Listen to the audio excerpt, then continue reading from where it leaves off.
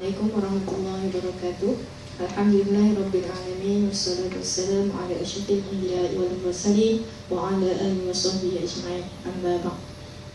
Okey, alhamdulillah, insyaallah pada petang ini kumpulan kami iaitu saya sendiri Nur Farhanah binti Marzuki, Siti Nur Baiyah binti Ibrahim dan Nurul Huda binti Abdullah akan membentangkan tajuk assignment kami untuk subjek ilmu pidato dan debat di bawah di bawah bimbingan Dr. Zulkifli bin Aini. Okey, tajuk kami ialah strategi dan pendekatan al-hikmah dalam penyampaian kuliah dan analisis kuliah Ustaz Ahmad Dusuki.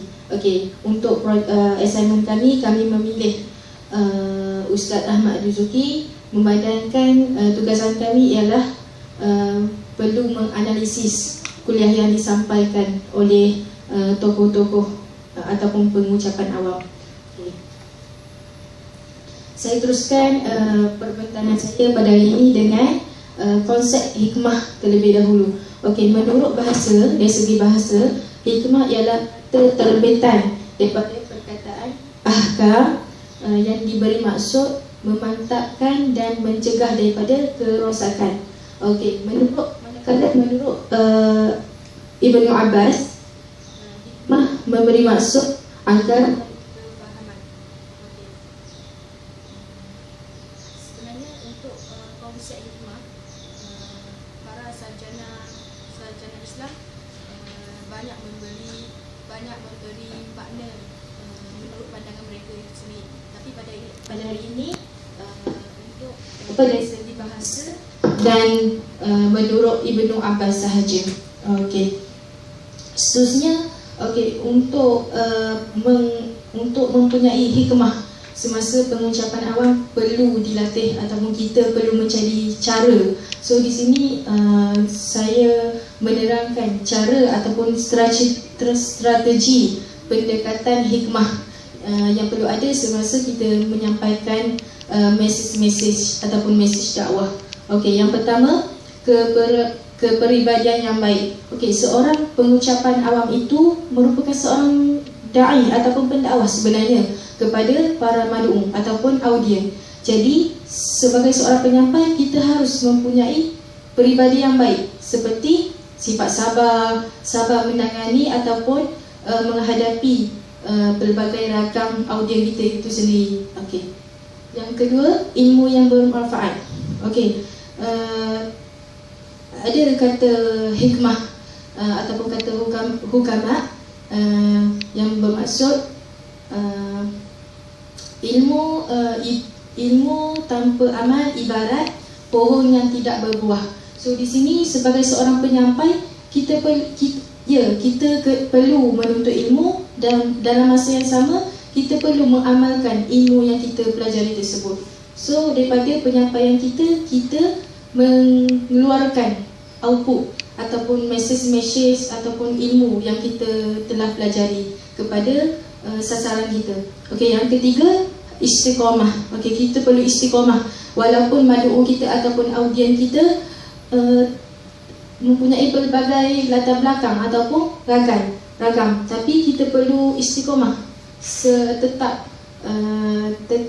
pendirian kita untuk berada di jalan kebenaran, iaitu menyampaikan apa yang hak dan mencegah kebatilan. Okey, yang terakhir iaitu pengalaman dan kemahiran. Okey, pengalaman ini merupakan satu bonus kepada para pengucapan awam ataupun para penyampai, kerana melalui pengalaman tersebut dia boleh mengambil ataupun menceritakan kepada orang lain. Dan kemahiran juga merupakan satu bonus, iaitu kemahirannya ada pelbagai, seperti kemahiran menggunakan body language. So di situ pengalaman dan kemahiran sangat pentinglah untuk melahirkan hikmah dalam diri kita sendiri. Seterusnya diteruskan oleh Huda untuk analisis pendekatan hikmah dalam penyampaian kuliah. Okey, bismillah. Okey, saya teruskan dengan analisis fokus pendekatan hikmah dalam penyampaian kuliah tokoh kami, iaitu Ustaz Ahmad Dasuki. Yang pertamanya ialah memberi khabar gembira dan jangan membuatkan orang lain melarikan diri daripada mesej yang ingin disampaikan, ataupun dalam istilah Arabnya iaitu at-tabshir wal tawfir. Okey, di dalam video Ustaz Ahmad Dasuki, beliau menyatakan jaminan Allah Subhanahu Wa Taala kepada sesiapa yang memberi sedekah mendapat pahala dan ganjaran yang besar di sisi Allah Subhanahu Wa Taala. Bahkan orang yang bersedekah itu akan bertambah rezekinya apabila ia bersedekah. Okey, yang seterusnya memudahkan dan jangan menyulitkan. Dalam istilah Arabnya at-taysir wal ta'sir. Okey, di dalam kuliah Ustaz Ahmad Dasuki, beliau memudahkan para pendengar mengenai ilmu atau mesej dakwah berkenaan sedekah ini dengan mendatangkan analogi bahawa analogi yang mudah dipahami, iaitu orang yang cerdik akan menukar nilai yang mata wang dengan pahala. Okey, ibaratnya duit ringgit di Malaysia ini sudah tidak bernilai dan tidak dipandang jika dibawa ke negara Arab, kerana negara tersebut sudah menggunakan mata wang mereka yang tersendiri. Okey, seterusnya mengkaji dan mengambil kira kesan daripada penyampaian tentang ilmu tersebut. Okey, tajuk ini merupakan tajuk yang sesuai dibicarakan oleh semua lapisan masyarakat untuk memberikan kepada semua supaya dapat menanam dalam diri masing-masing untuk melakukan sedekah. Iaitu sedekah ini adalah suatu amalan yang bersahaja dan amat simple lah, senang untuk diamalkan oleh seluruh orang. Okey, seterusnya mengutamakan yang lebih penting daripada yang penting. Okey, ini adalah salah satu aspek bil hikmah yang digunakan oleh Ustaz Ahmad Dasuki, iaitu beliau mengatakan sedekah yang lebih baik ini adalah ketika seseorang itu masih hidup berbanding dengan sedekah yang ketika seseorang ini sudah meninggal dunia. Kerana apa? Kerana kita tahu kerana kalau kita mati, kita tak tahu duit yang kita niat nak sedekah tu adakah digunakan untuk bersedekah ataupun ke lain. Kalau kita bersedekah waktu kita hidup, maknanya tentunya duit itu kita akan bersedekah. Okey, yang terakhir meraihkan keadaan para pendengar.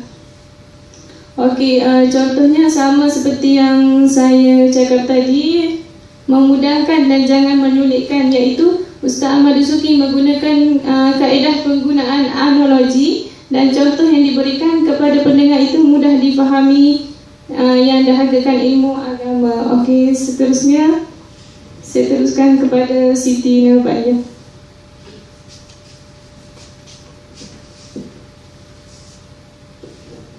Auzubillahiminasyaitanirrajim. Baiklah, seperti sedia maklum bahawa dalam setiap apa yang kita ucapkan, maknanya di setiap pengucapan awam tu dia mempunyai kepentingan hikmah dalam bila kita berdakwah melalui pengucapan awam. Yang pertama, kepentingan hikmah dalam pengucapan awam ni ialah kita ni sebagai pendakwah boleh menarik minat golongan sasaran dengan Islam dan kebenarannya.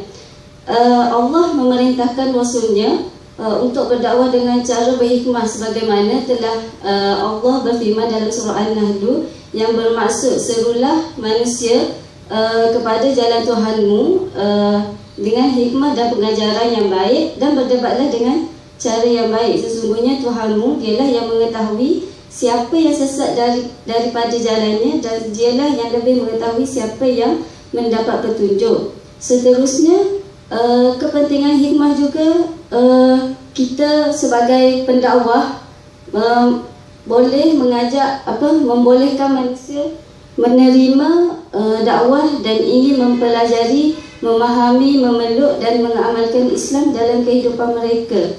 Maksudnya, kalau kita seru seseorang, sasaran mad'u kita dengan bil hikmah, dia akan menerima. Maknanya senang hati untuk menerima dan ingin mempelajari seterusnya, mendalami, memahami dan mengamalkan Islam dalam kehidupan mereka dengan lebih mendalam lah. Lepas tu yang seterusnya boleh membuatkan seseorang dai ini mampu menganalisa dan memahami keadaan, situasi, akhlak dan watak golongan sasaran. Seperti sedia maklum, kita sebagai dai, kita sebelum kita nak dakwah mad'u kita kena tahu, analisa dan memahami keadaan macam mana situasi, akhlak dan keadaan sekeliling mad'u kita tu, supaya kita boleh masuk dengan suasana dia, supaya dia juga boleh terima dakwah kita. Yang seterusnya, dengan hikmah kita mampu sebagai dai ini dapat menjalankan dakwah mengikut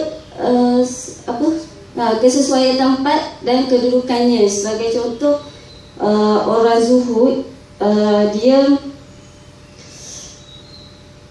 sebagai contoh, golongan zuhud ni mereka meletakkan dunia di tangan mereka dan akhirat di hati mereka. Maknanya dia menjalankan juga ibadat untuk akhirat, di samping contoh mencari ilmu untuk kesenangan dunia. Lepas tu yang terakhir sekali, dengan hikmah ni seorang dai mampu melihat apa yang diperlukan oleh manusia, kemudian dia mencari penyelesaiannya. Maknanya dai ni dia penyelesai kepada masalah mad'u. Bila kita tengok mad'u kita ada masalah macam ni, okey, kita cuba bantu dia. Kalau dia nak berubah ke arah kebaikan, kita bantu dia berubah ke arah kebaikan. Itu seterusnya kesimpulan daripada kerja kumpulan kami ni adalah aspek hikmah ni dalam penyampaian mesej Islam tidak kira dalam bentuk kuliah, ceramah, forum, pidato dan debat, mesti diamalkan setiap perucap, iaitu dai untuk menyentuh hati para pendengar. Maknanya kita sebagai dai penting untuk dalam setiap yang kita ucapkan, lakukanlah dengan bil hikmah, supaya kita tidak melukakan hati mad'u kita, sasaran golongan dakwah kita. Okey, sekian saja dari pembentangan daripada kumpulan kami. Aku liqali hadza wa astaghfirullahalazim wa li lakum. Assalamualaikum warahmatullahi wabarakatuh.